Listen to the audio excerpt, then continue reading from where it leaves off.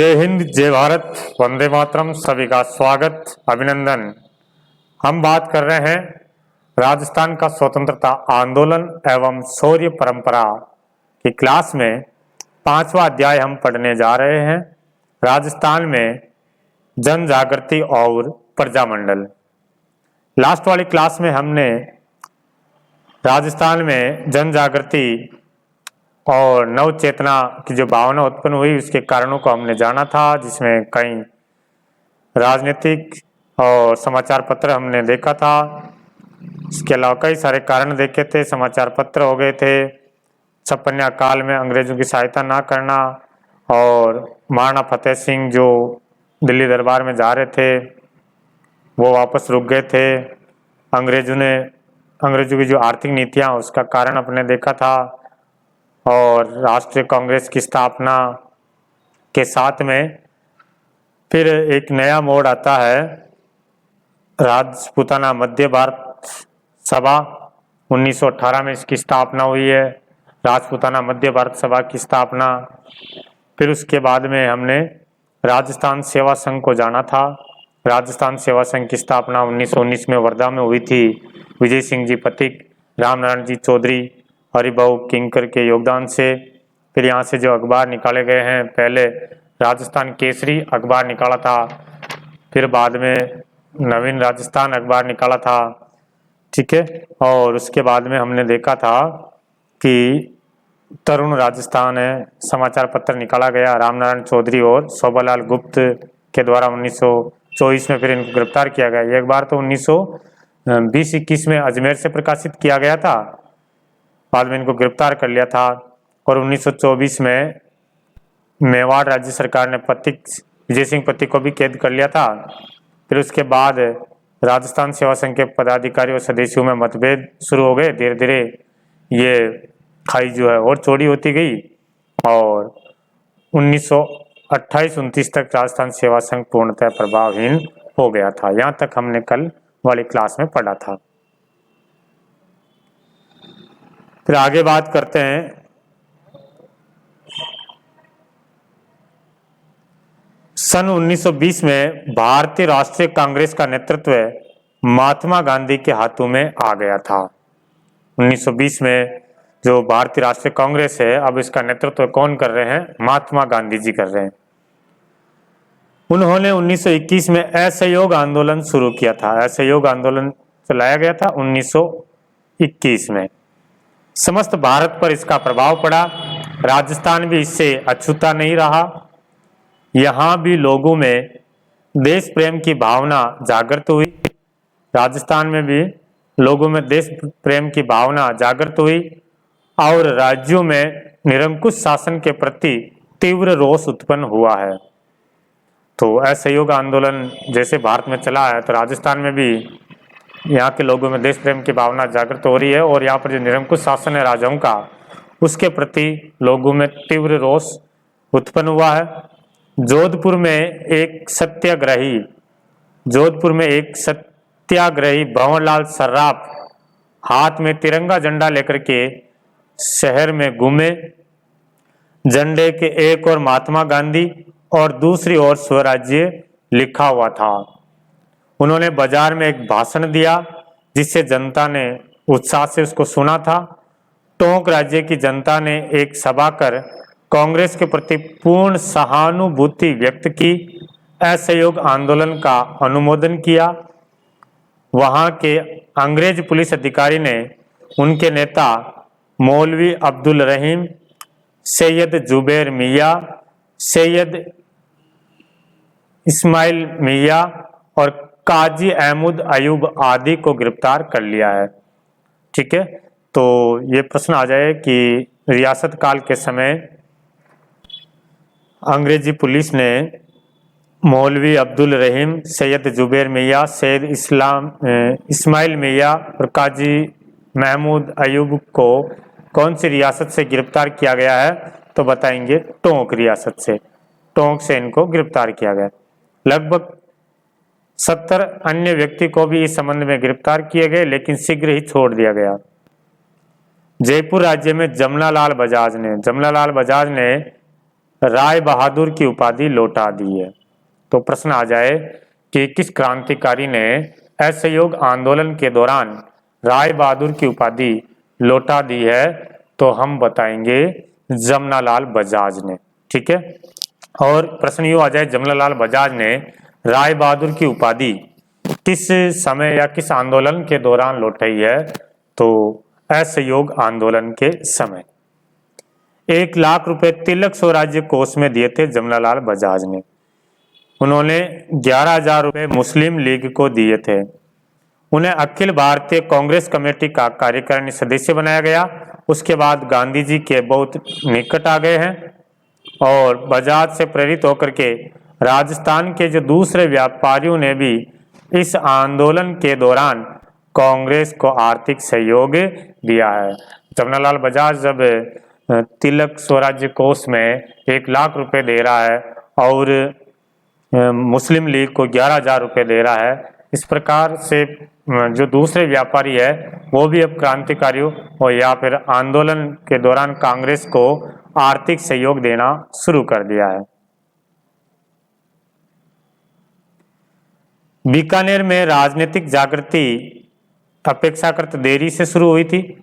धीरे धीरे यहाँ भी ब्रिटिश प्रांतों में चल रहे असहयोग आंदोलन का प्रभाव पड़ने लगा। जनता ने रियासती शासन के प्रति असंतोष फैलना आरंभ हो गया। सन 1921 में बीकानेर में मुक्ता प्रसाद वकील आदि ने विदेशी कपड़ों की होली जलाई है। ठीक है, तो असहयोग आंदोलन का प्रभाव बीकानेर पर भी पड़ा है। वहां पर बीकानेर में मुक्ता प्रसाद वकील ने विदेशी कपड़ों की होली जलाई थी। ठीक है, तो प्रश्न आ जाए कि 1921 में असहयोग आंदोलन के समय बीकानेर में विदेशी कपड़ों की होली किसने जलाई थी, तो मुक्ता प्रसाद वकील ने, और खादी पहनने का व्रत लिया था। बीकानेर में खादी भंडार भी खोला इन्होंने। अनेक स्थानों पर जनता में जागृति लाने के उद्देश्य से पुस्तकालय और वाचनालय भी खोले गए। चूरू, सुजानगढ़, रतनगढ़ आदि में सर्वहितकारिणी सभा, चलो ये आया है, तो सर्वहितकारिणी सभा का आप ध्यान रखोगे। सर्वहितकारिणी सभा की स्थापना कब हो रही है, तो इसकी स्थापना हो रही है 1907 में। इसकी स्थापना कब हुई थी, 1907 में। कहाँ हुई है, तो चूरू में हुई है। सर्वहितकारिणी सभा की स्थापना 1907 में चूरू में हुई है। किसने की है, तो स्वामी गोपाल दास, ये कलर नहीं दिख रहा होगा, ये स्वामी गोपाल दास है, और इनके साथ है कन्हैया लाल ढूंढ।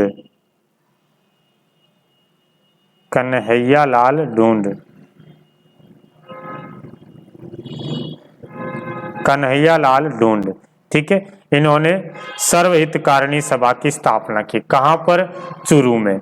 कब की है, तो 1907 में की है, 1907 में। यस, फिर विद्या प्रचारिणी सभा की स्थापना 1914 में विजय सिंह पथिक ने की थी। विजय सिंह पथिक ने विद्या प्रचारिणी सभा की स्थापना की। आदि नामों से समाज सेवा के उद्देश्य से संस्थाएं स्थापित की गई। इन संस्थाओं की ओर से राजनीतिक साहित्य के पर्चे आदि प्रचारित किए गए हैं।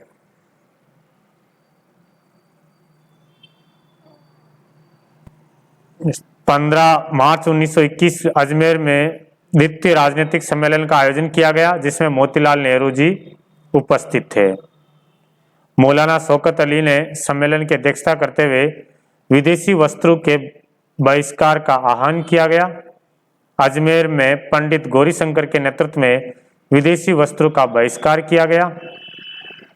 इस कार्य में अर्जुनलाल सेठी और चांदकरण शारदा आदि ने भी भाग लिया है। इस प्रकार से लोगों में जन जागृति फैली है और देश प्रेम की भावना विकसित हुई है।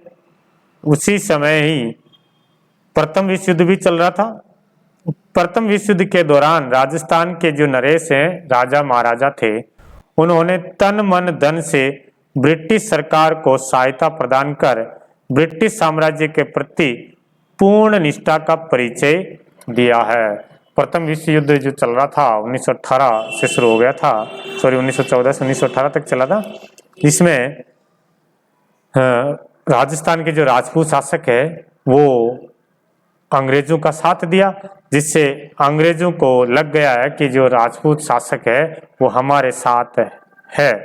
ब्रिटिश सरकार ने भी उन्हें अपना विश्वसनीय सहयोग और युद्ध संचालन में भागीदार बनाया था, विश्वसनीय सहयोगी और युद्ध संचालन में भागीदार बनाया था राजा महाराजाओं को। बीकानेर के महाराजा जो गंगा सिंह को साम्राज्यिक युद्ध मंत्रिमंडल और साम्राज्यिक युद्ध सम्मेलन का सदस्य मनोनीत किया। अंग्रेज भी है जो राजा महाराजाओं को ऐसे पद दिए जा रहे हैं इनको,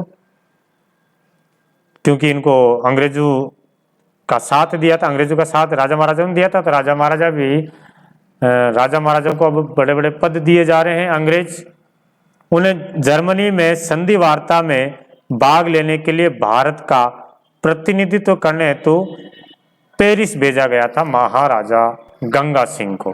ठीक है, तो प्रश्न आ जाए कि राजस्थान के किस शासक को प्रथम विश्व युद्ध के बाद जर्मनी से संधि वार्ता के लिए भारत का प्रतिनिधित्व करने हेतु पेरिस भेजा गया है, तो हम बताएंगे बीकानेर के महाराजा गंगा सिंह को।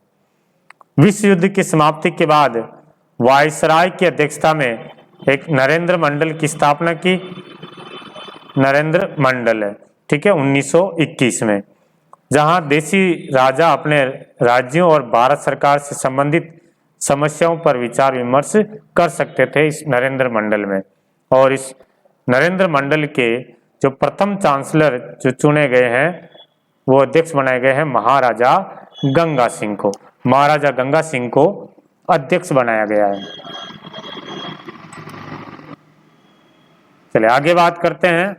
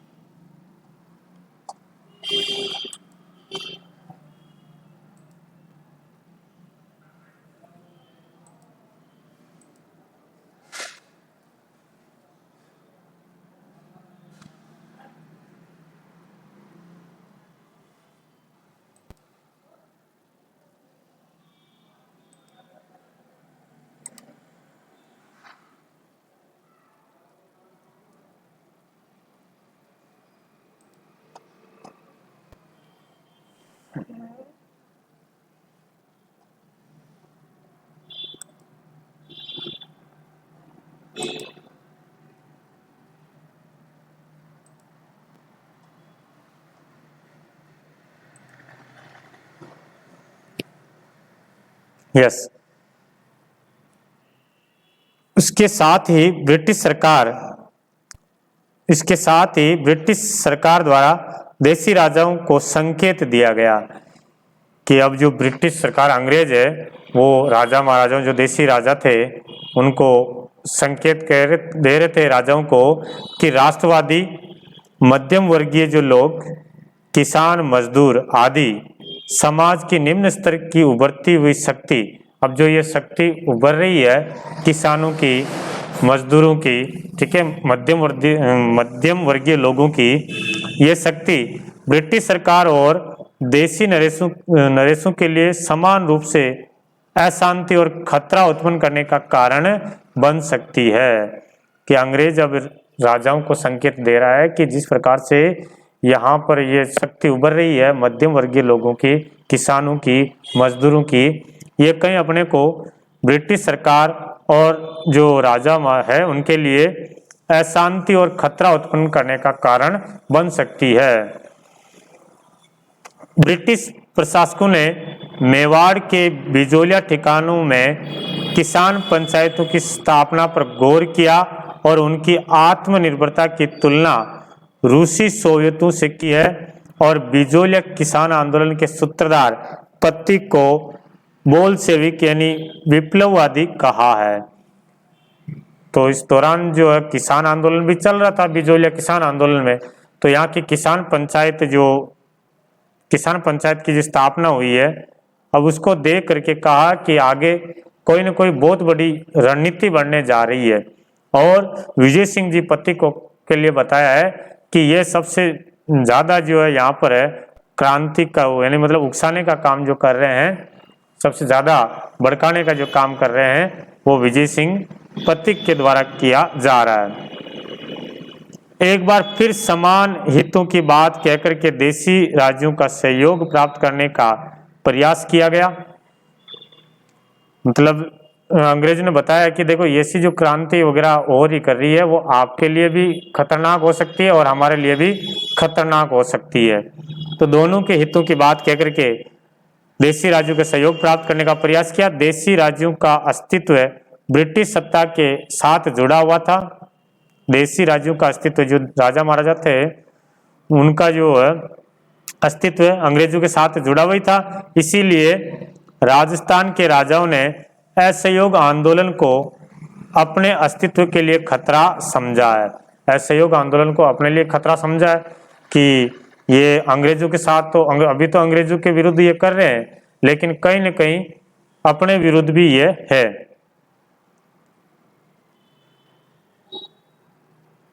तो अब राजा महाराजा इसके विरुद्ध कार्रवाई शुरू करने लगे। जहां जहां आंदोलन हो रहा है या ऐसी बात चल रही है तो किस प्रकार से दमन करने लगे उसका।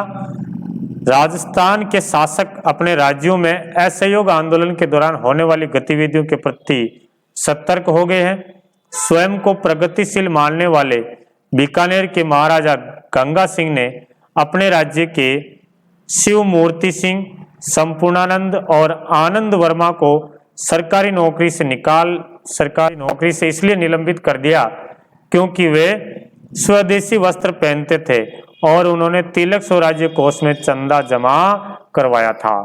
तो असहयोग आंदोलन की जहां जहां भी ये जो घटना हो रही थी उससे अभिप्रेरित होकर के इन्होंने राजा महाराजाओं ने अब क्या करने लगे कि अपने राज्य में भी इस प्रकार की कहीं आंदोलन की भावना पैदा ना हो जाए और थोड़ा बहुत भी जहाँ कहीं भी प्रयास हो रहा था तो उसको दबाने का प्रयास कर रहे थे। बीकानेर के जो महाराजा गंगा सिंह जी है उन्होंने अपने राज्य में शिव मूर्ति सिंह और संपूर्णानंद आनंद वर्मा को नौकरी से निकाल लिया कि वह स्वदेशी वस्त्र पहनते थे और उन्होंने कांग्रेस के लिए या क्रांतिकारियों के लिए तिलक स्वराज्य कोष में चंदा जमा करवाया था। जोधपुर महाराजा के संरक्षक सरप्रताप सिंह इस आंदोलन के कारण इतना बौखला उठे, असहयोग आंदोलन के कारण इतना बौखला उठे कि उन्होंने राज्य में विदेशी माल को प्रोत्साहन देना आरंभ कर दिया।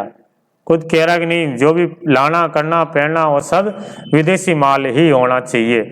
जबकि इससे पहले जब महर्षि दयानंद सरस्वती जोधपुर में उपदेश देने के लिए आए थे तो उनका उपदेश मान करके उन्होंने हिंदी भाषा और स्वदेशी का प्रचार कर रहे थे। इतने दिन पहले तो वो हिंदी भाषा का प्रचार कर रहे थे और स्वदेशी का प्रचार कर रहे थे और अब वो ही सरप्रताप किसको प्रोत्साहन कर रहे हैं? विदेशी माल को प्रोत्साहन करने लग गए हैं। उधर उदयपुर की बात करें तो उदयपुर में क्या चल रहा था? उदयपुर के महाराणा फतेह सिंह असहयोग आंदोलन के प्रति गुप्त रूप से सहानुभूति रखते थे। ये असहयोग आंदोलन के प्रति गुप्त रूप से सहानुभूति रखते थे तो भारत सरकार ने उन्हें आदेश दिया कि या तो उनके के अनुसार मंत्रिमंडल का गठन करे या फिर युवराज को शासन के अधिकार सौंपकर स्वयं राज कार्य से अलग हो जाए।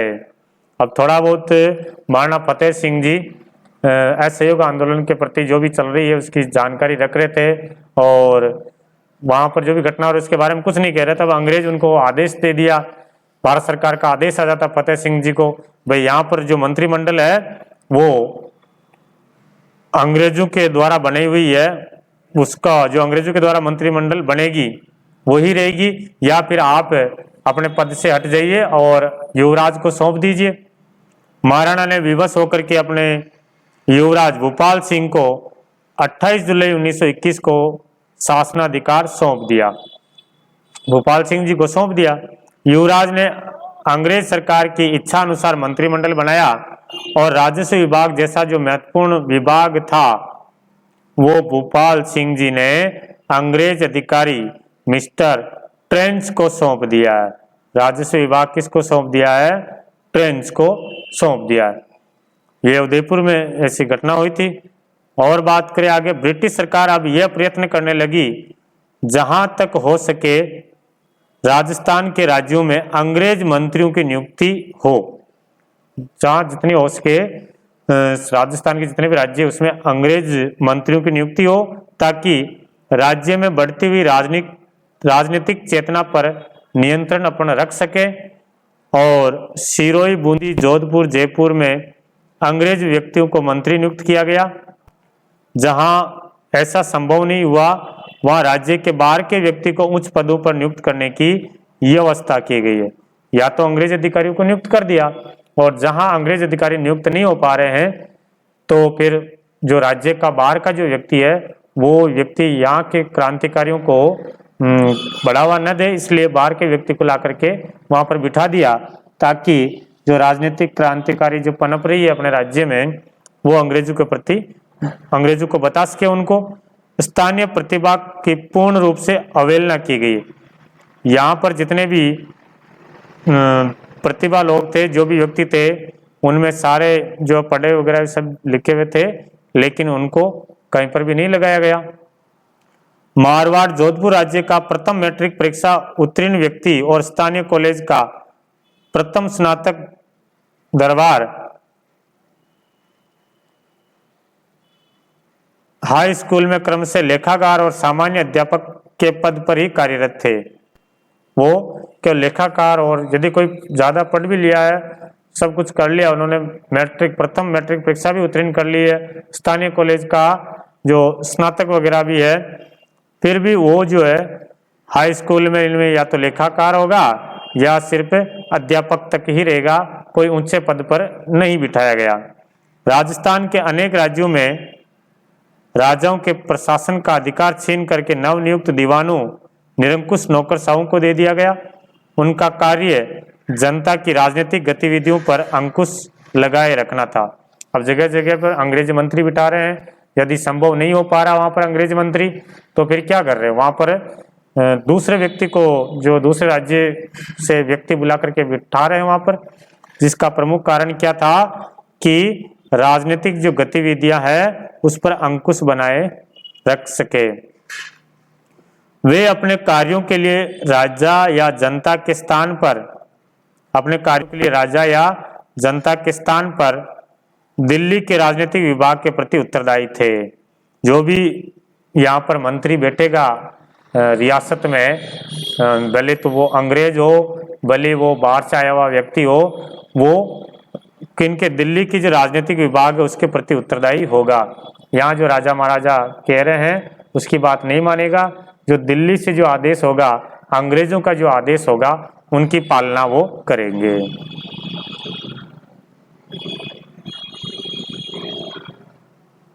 20वीं शताब्दी के तृतीय दशक तक राज्यों में बहुत बड़ी संख्या में शिक्षित लोग मौजूद थे।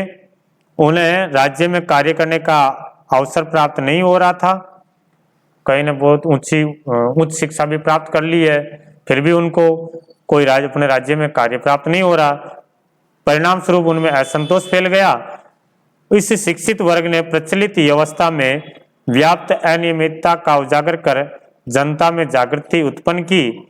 उन्होंने नागरिक अधिकारों, उत्तरदायी सरकार की स्थापना के लिए संघर्ष किया और जन आंदोलन को नेतृत्व किया।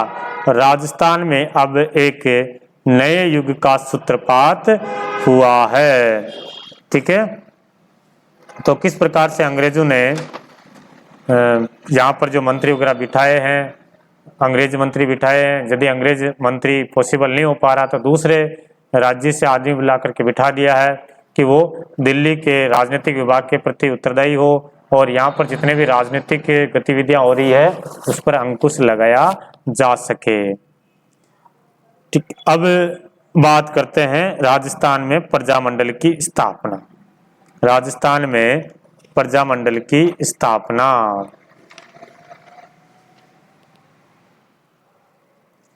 राजस्थान में स्वतंत्रता संघर्ष को हम 3 चरणों में विभाजित किया गया। पहला चरण तो 1927 ईस्वी से पूर्व और दूसरा चरण 1927 से 1938 और तीसरा चरण है 1938 से 1939 तक। जो पहला चरण है 1927 से पहले वाला, इस चरण में सामाजिक और मानवतावादी समस्याओं पर केंद्रित था। सामाजिक और मानवतावादी समस्याओं पर केंद्रित था, जिसमें यहाँ की छोटी मोटी जो समस्या थी, किसानों के ऊपर अत्यधिक लाग बाग लगाया जा रहा है या जनजातियों के ऊपर जो उनके रहन सहन था उन पर अंकुश लगाया जा रहा था, तो इस पर थी ये। दूसरा चरण, द्वितीय चरण जो 1927 से 1938 है, में all India state people's conference की स्थापना हुई है। ठीक है, तो यह भी प्रश्न पूछा जाता है कि all India state people's conference, short में लिखते हैं इसको AISPC, all India state people's conference की स्थापना कब हो रही है? 1927 में। ठीक है, इसका पहला अधिवेशन कहाँ हुआ है? तो इसका पहला अधिवेशन मुंबई में हुआ है। पहला अधिवेशन कहाँ हुआ है? मुंबई में इसका पहला अधिवेशन हुआ है।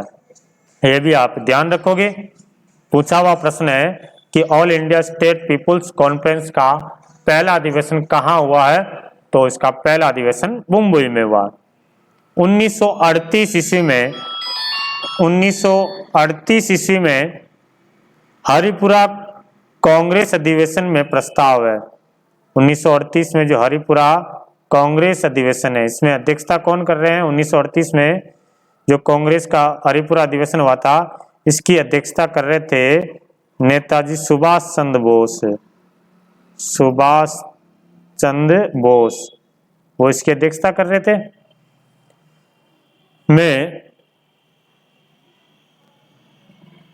प्रस्ताव पास कर देशी रियासतों में लोगों द्वारा स्वतंत्रता संघर्ष चलाने की बात कही गई है।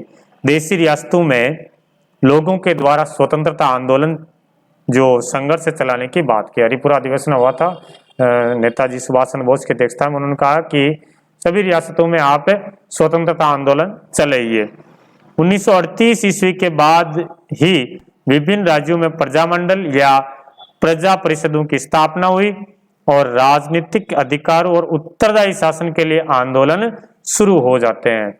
उन्होंने बताया है कि वे सभी राज्यों में उत्तरदायी शासन की स्थापना हो, तो अब धीरे धीरे प्रजामंडल के लिए आंदोलन हो रहे हैं। प्रजामंडल की स्थापना से पूर्व मुख्यतः बुद्धिजीवी वर्ग ने ब्रिटिश भारत के समान रियासतों में भी प्रजा के अनेक संगठन बनाए। ऐसे संगठनों में कौन कौन से संगठन थे? नाम ध्यान रखना। 1918 में राजपूताना मध्य भारत सभा। राजपूताना मध्य भारत सभा की स्थापना कब हो रही है? 1918 में, कल भी देखा था। और 1919 में राजस्थान सेवा संघ वर्धा महाराष्ट्र में की गई थी। वर्धा महाराष्ट्र में राजस्थान सेवा संघ की स्थापना की गई है। और 1920 में अखिल भारतीय देशी लोक परिषद की स्थापना हुई है। ठीक है, अखिल भारतीय देशी लोक परिषद की स्थापना कब हो रही है? 1920 में। तीनों की सन याद रखोगे। राजपूताना मध्य भारत सभा 1918 और राजस्थान सेवा संघ 1919, अखिल भारतीय देशी लोक परिषद की स्थापना 1920। इन संगठनों के माध्यम से स्वतंत्रता आंदोलन में तीव्रता आई है। ठीक है, फिर बात करते हैं अपन प्रजामंडलों की स्थापना। तो प्रजामंडलों की स्थापना में बात करें तो सर्वप्रथम प्रजामंडल की स्थापना 1931 में जयपुर में की गई थी। प्रश्न आ जाए किस प्रजामंडल की स्थापना, राजस्थान में किस प्रजामंडल की स्थापना सबसे पहले हुई है, तो हम बताएंगे 1931 में जयपुर प्रजामंडल की हुई थी। ठीक है, संस्थापक थे इसके कर्पूर चंद पाटनी। कर्पूर चंद पाटनी इस जयपुर प्रजामंडल के संस्थापक हुए थे, परंतु इसने राजनीति में प्रवेश 1938 में किया। जयपुर जो प्रजामंडल है वो राजनीति में प्रवेश कब किया था, 1938 में। मारवाड़ में प्रजामंडल की स्थापना 1934 में हुई है। कोटा में प्रजामंडल की स्थापना 1938 में हुई है। सबकी डिटेल अपन आगे पढ़ेंगे। और इसी वर्ष यानी 1938 में ही उदयपुर में मेवाड़ प्रजामंडल व अलवर में अलवर राज्य प्रजामंडल की स्थापना हुई है। तो 1938 में एक तो कोटा में हो गई है, एक मेवाड़ प्रजामंडल हो गई है और अलवर राज्य प्रजामंडल की स्थापना हो गई। 1939 में भरतपुर में इस प्रजामंडल की स्थापना हो रही है। बूंदी ने प्रजामंडल की स्थापना कोटा के 6 साल बाद, कोटा में कब हुआ, 1938 में। उसके 6 साल बाद 1944 में हुई है। जैसलमेर प्रजामंडल की स्थापना 1945 में मिठालाल जी व्यास के द्वारा। 1933 में सिरोही लोक परिषद की स्थापना मुंबई में की गई है। सिरोही लोक परिषद की स्थापना मुंबई में हो रही है 1933 में। और बीकानेर में लोक परिषद की स्थापना 1936 में हुई है। अब अपन एक एक प्रजामंडल को जानेंगे अगली क्लास में। तब तक के लिए सभी को थैंक यू। वीडियो को लाइक करना, चैनल को सब्सक्राइब करना, बेल बटन को प्रेस करना, ताकि जब भी मैं नया वीडियो या क्लास चालू करूं तो सबसे पहले आपको नोटिफिकेशन पहुंच जाए। और क्लास कैसी लगी है आप कमेंट करके जरूर बताना। अगेन सभी का बहुत बहुत धन्यवाद।